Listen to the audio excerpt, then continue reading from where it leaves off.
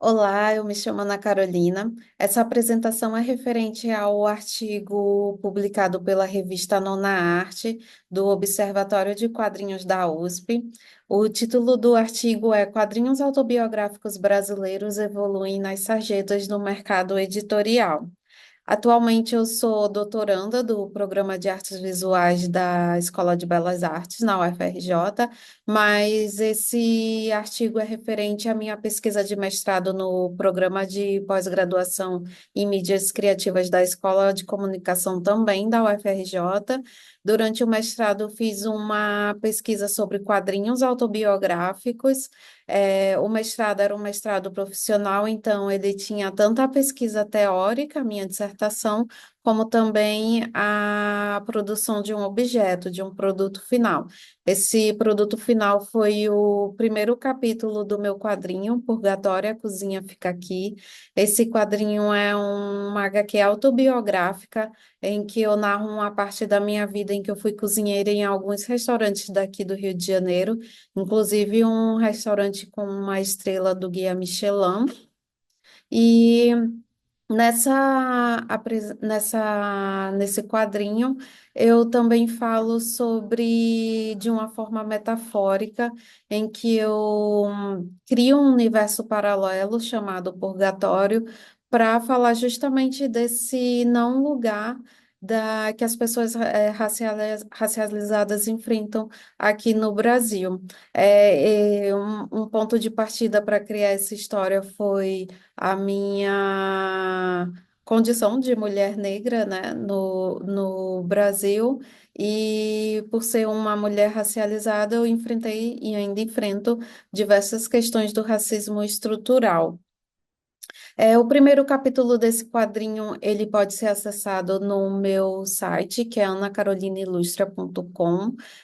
Além de pesquisadora, eu sou também artista visual e faço quadrinhos e ilustrações.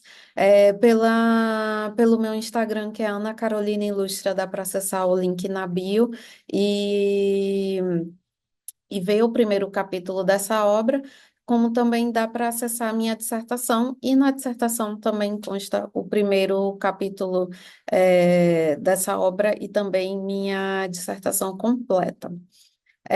O ponto de partida também que envolveu fazer essa análise, que a princípio tinha sido era algo que eu nem tinha como objetivo no desenvolvimento da dissertação, porém, quando eu estava em um estágio que eu estava fazendo um levantamento bibliográfico e documental para minha pesquisa, eu queria inserir histórias em quadrinhos autobiográficas de pessoas racializadas.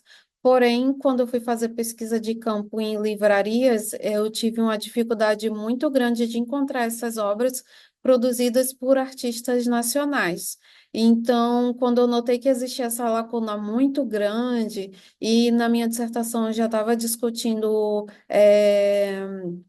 questões raciais e também reflexos e consequências do processo de colonização do Brasil, eu notei que essa questão dessa dificuldade da gente não encontrar em números significativos obras de artistas nacionais racializados nas livrarias é também uma consequência dessa questão da colonização do nosso país, que invisibiliza e apaga memórias de pessoas racializadas. Então, quando eu enfrentei esse primeiro momento da dificuldade de encontrar os quadrinhos nas livrarias, eu decidi também fazer uma pesquisa de campo em eventos, grandes eventos de quadrinhos aqui do Brasil, e foi onde finalmente eu consegui encontrar obras de artistas racializados, né?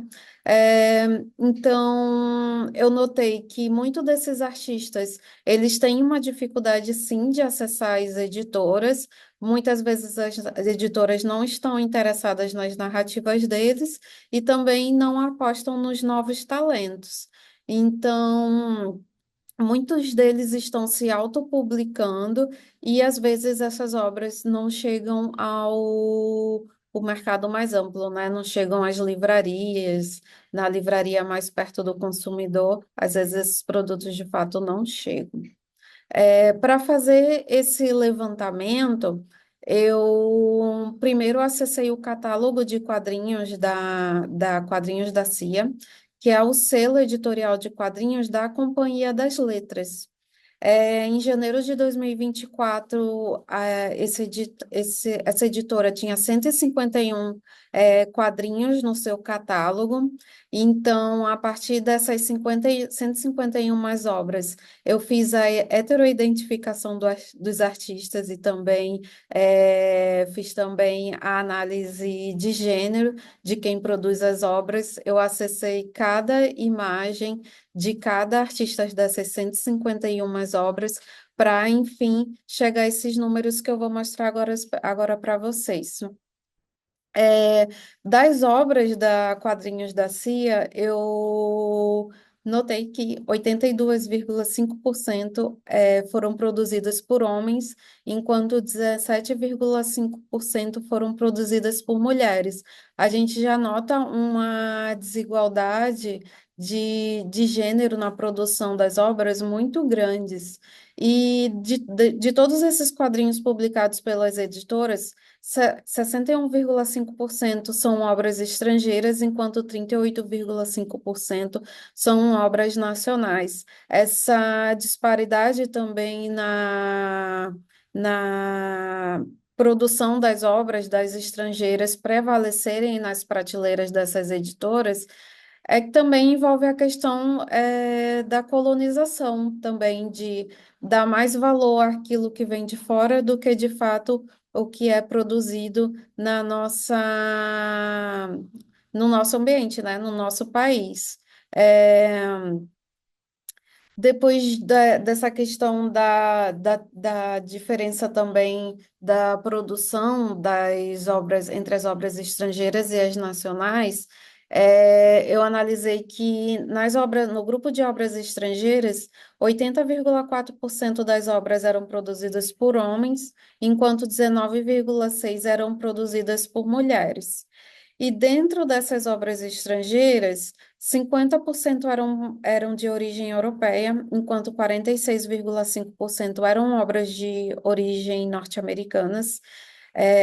2,3% eram de obras do leste asiático e, por último, 1,2% das obras eram latinas americanas. Além desses dados revelarem muito sobre de onde vem o quadrinho que a gente está consumindo, em sua maior parte europeia e norte-americana, a gente consegue notar também que as editoras elas não estão construindo uma ponte de diálogo com as obras latino-americanas, com os nossos vizinhos, né? A gente consome muito pouco material dos nossos vizinhos. E dentre as obras nacionais, 86,6% foram produzidas por homens, enquanto 13,4% foram produzidas por mulheres. Nas obras nacionais, no contingente masculino, 94,8% foram produzidos por homens brancos, e 5,2% produzidas por homens negros. Esses dados também revelam muito da questão étnico-racial, de quem está produzindo o quadrinho para a Companhia das Letras aqui no cenário brasileiro. E eu gostaria também de destacar que, dentre esses 5,2% dos quadrinhos publicados por homens negros, dois eram adaptações literárias, uma do Lima Barreto e a outra do Machado de Assis. E a terceira obra que teria sido produzida por um homem negro de um artista contemporâneo. Então, quando a gente ainda analisa esses dados mais a fundo, é ainda mais complexo, porque a gente percebe que, dentre todas as obras nacionais produzidas pela Quadrinhos da CIA, somente uma é de um homem negro contemporâneo.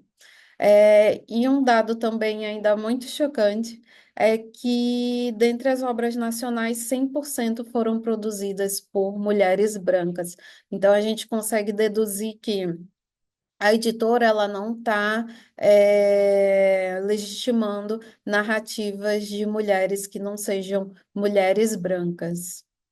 É, esses dados, eles ainda, a gente consegue perceber uma disparidade muito grande, né, em quem está ocupando essas instituições e conseguindo produzir narrativas, publicar narrativas, quando eles ainda são mais preocupantes quando a gente coloca ali do lado deles os dados do nosso censo demográfico de 2022, realizado pelo IBGE, que declara que 55,4% da população é considerada negra. Essa é a soma das pessoas pretas e das pessoas pardas, enquanto que 43,4% é considerada branca, 0,8% considerado indígena e, por último, 0,4% consideradas pessoas amarelas. Esses dados do IBGE, eles são produzidos a partir da autodeclaração da população. No caso, a análise que eu fiz para acessar os dados da Companhia das Letras foi a heteroidentificação, e a heteroidentificação, ela é a percepção étnica que o outro tem de uma pessoa. Então, no caso, esses dados eles podem sofrer algumas oscilações, porque quando a pessoa se autodeclara, ela entende qual é a, a cor dela dentre as questões étnicas e raciais, esses dados poderiam mudar um pouquinho, mas ainda assim, com a heteroidentificação, a gente consegue ter um panorama de quem está produzindo quadrinhos para essas editoras. E uma questão também é que quando eu estava, antes de fazer essas análises, eu entrei em contato com dois dos eventos que eu também fiz a análise de heteroidentificação dos artistas que estavam presentes no evento, e os eventos, um não me respondeu e o outro se negou a fornecer os dados, né? Esses dados da questão étnico-racial dos artistas, elas não estão em nenhuma plataforma pública, então não existe esse acesso a esses dados. Eu precisei criá-los para conseguir entender um pouco de quem está produzindo quadrinhos para o nosso mercado editorial, e essa foi a conclusão que eu cheguei, né? Que essa primeira editora que eu escolhi porque é a maior, faz parte, é um selo que faz parte do maior grupo editorial do Brasil, e o que a editora apresenta é um catálogo sem diversidade étnica. Por ter, então, acessado esses dados do censo demográfico, a gente também consegue ver que a maior parte da população é feminina. Então, mesmo a maior parte da população negra, da população do Brasil sendo negra e feminina, a gente não consegue ver esse reflexo, dessa formação do país nas nossas instituições. As ocupações, elas são sempre, muito desiguais, né?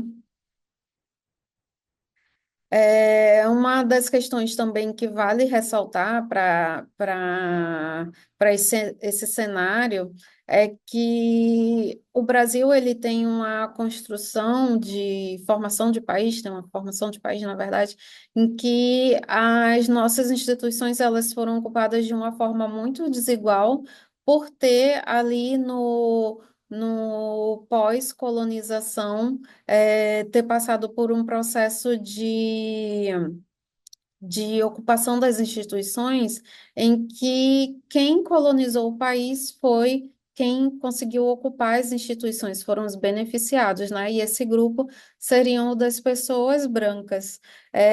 Vale ressaltar também nesse contexto de pós-colonização que entre ali os séculos 19 e 20 teve uma onda de imigração para o Brasil, foi o período das grandes guerras mundiais, e houve um incentivo muito grande para que mão de obra europeia viesse para o Brasil. Então, esses grupos eles eram muito numerosos e e eram formados majoritariamente ali por imigrantes italianos, portugueses, alemães, japoneses e também árabes. Então, isso impactou muito também na nossa formação étnico-racial.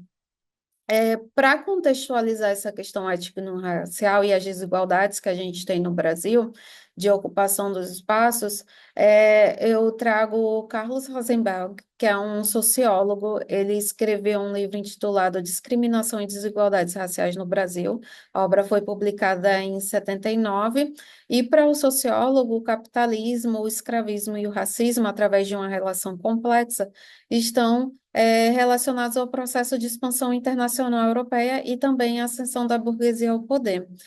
No entanto, um questionamento que se faz necessário diante desse debate é: se todo esse processo ocorreu há alguns séculos, como ainda isso se reflete na sociedade brasileira e, mais especificamente, no cenário atual de história em quadrinhos autobiográficas?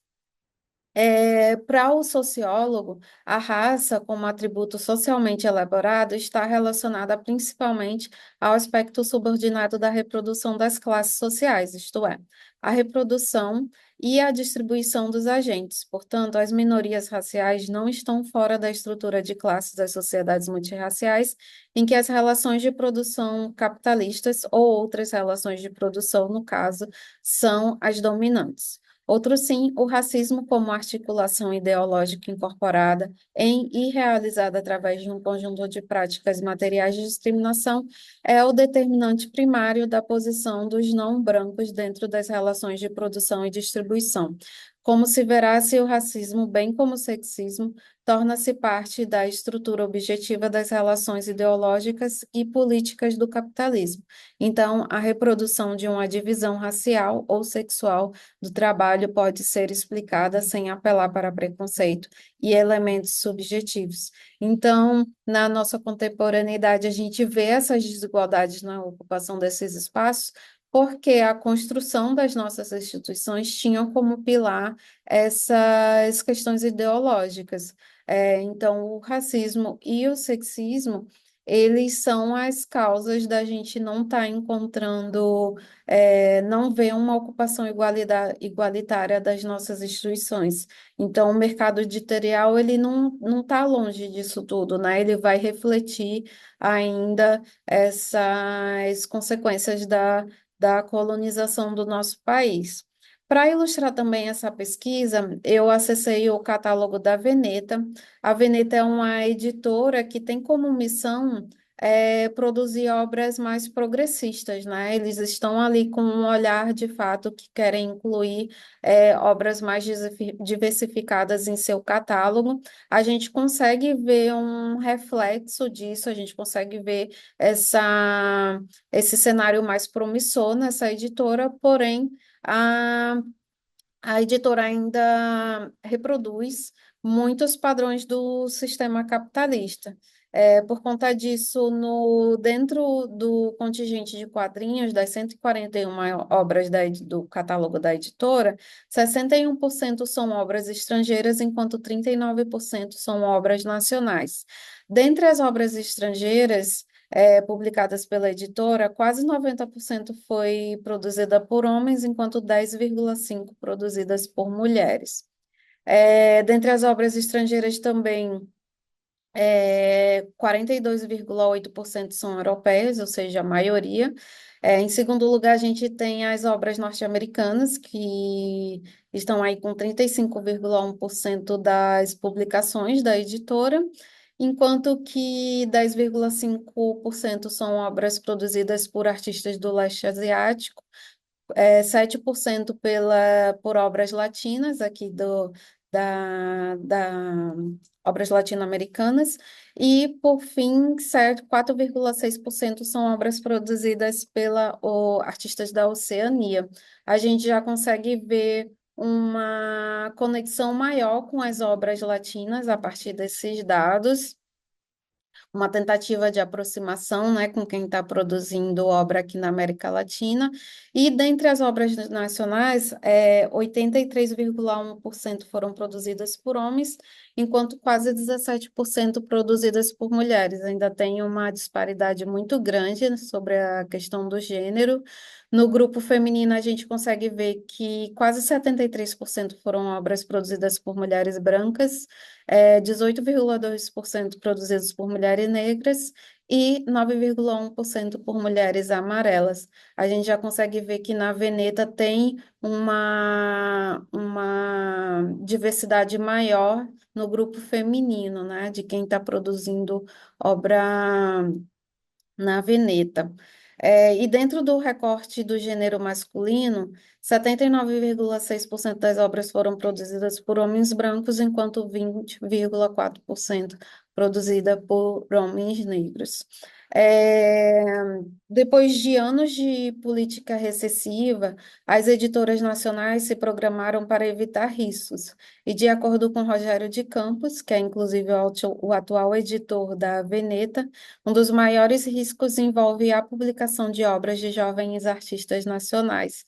E essa constatação do editor, ela é muito preocupante porque quando você olha para mercados editoriais de quadrinhos do exterior, os artistas jovens, eles estão sendo o combustível que está alimentando esse cenário, né? E por conta disso, a gente abre um leque maior de participação em questão de diversidade étnica e equidade de gênero nesses mercados. Porém, aqui no Brasil, a gente tem essa barreira muito grande para os artistas que estão começando, em que as editoras enxergam os novos artistas como um risco. E esse cenário é bem triste para quem produz quadrinhos, mas ainda assim, os artistas eles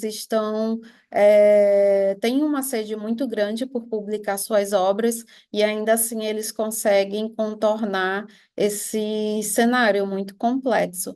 Então, para dar prosseguimento a essa pesquisa de campo que eu fiz, eu fui à CCXP de 2023.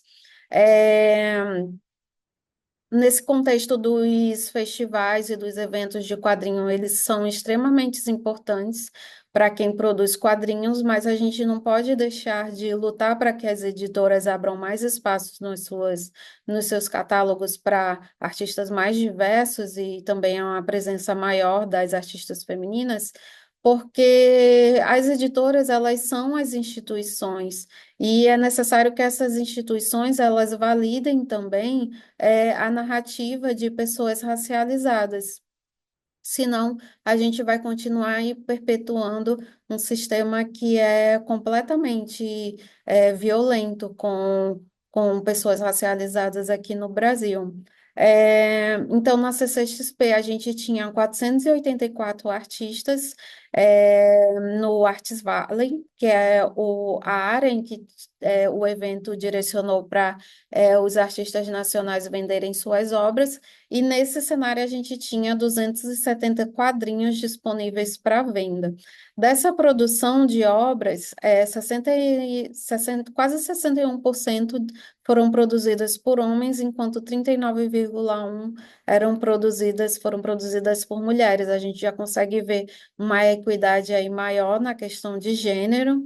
Dos artistas, de uma forma total, 74,8% eram artistas brancos, enquanto 17,3% eram artistas negros. Depois, em terceiro lugar, a gente tem 6,6% com artistas amarelos e 1,2% de artistas indígenas. Então, a gente consegue ver que mais artistas estão acessando esse cenário, tem uma diversidade aí maior étnica em quem está vendendo seus quadrinhos no evento, que é inclusive o maior evento de cultura pop daqui da América Latina e do Brasil, perdendo só para CCXP de San Diego, nos Estados Unidos.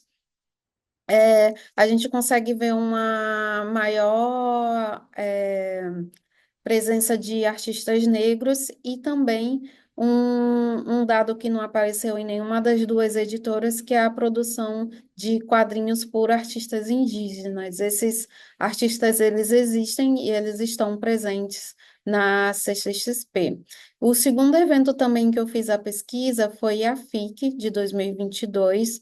A FIC contava com 189 mesas, 62% dessas mesas foram ocupadas por homens, enquanto 37,2% ocupada por mulheres. É, a FIC também no contingente feminino tinha 75,5% das mesas ocupadas por mulheres brancas, enquanto que, perdão, do contingente feminino, 75,5% eram artistas mulheres, enquanto 15,3% artistas negras, 7,8% artistas amarelas e 1,3% artistas indígenas. Enquanto que no contingente masculino, 65,6% artistas brancos, 28,7% artistas negros, 4,3% artistas amarelos e 1,4% artistas indígenas. Nesse contingente, a gente consegue ver que quase 30% dos artistas presentes eram artistas negros, então esse é um número muito positivo, em que a gente chega mais próximo aí de um cenário igualitário, né, de ocupação, no evento. E a FIC de 2024 também, foi o último evento, né, no ano passado, em sua divulgação, do evento prometeu que o cenário do festival seria ainda mais igualitário comparado ao evento ao evento anterior, né? Então, talvez aí os dados étnico-raciais e também de equidade de gênero da FIC realizada no último ano ainda seriam mais positivos do que foi a edição retrasada, que os dados que eu estou apresentando a vocês. Então, com base nessa análise, de heteroidentificação e de ocupação também de gênero nas editoras e nos eventos, conclui-se que a falta de diversidade étnica, traduzida pelos números apresentados nas análises, representa um reflexo do próprio processo de construção do Brasil pós-colonização.